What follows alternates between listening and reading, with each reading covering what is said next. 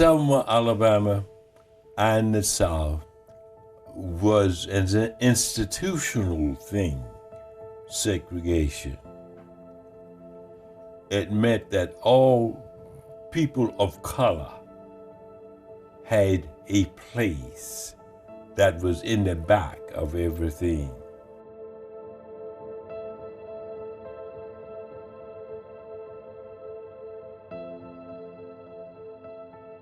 Of course, that was hard to experience, but this is what we had to accept or be jailed for breaking the law.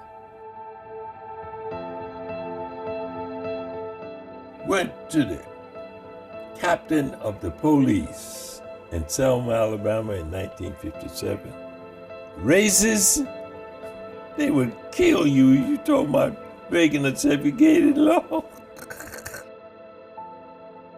And I asked to speak to the captain of the police force. It says yes.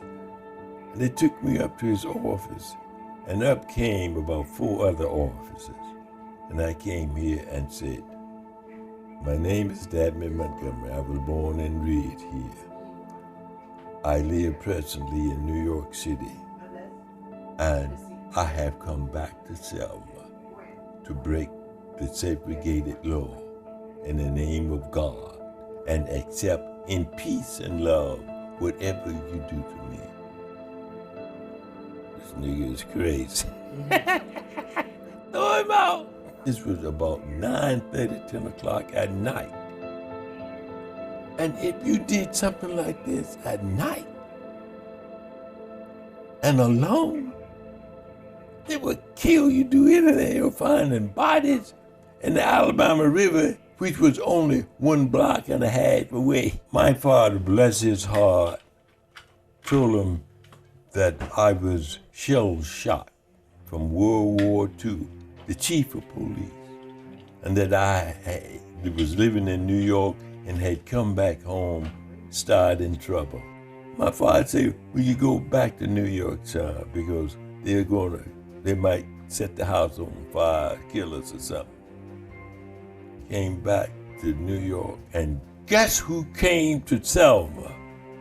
Martin Luther King and 300 to 500 people breaking the segregated laws. I packed my things, went back to Selma, knocked on my father's door and said, son, I knew you would come back here and get into this mess. That's when I became a bodyguard to Martin Luther King and marched. I worked with the group, and one of his bodyguards from Selma to Montgomery, 53 miles we walked. People were voting that never had voted before. They passed this Voter Right Act, and millions of people were voting. Came back to New York. That's the story of here I am now.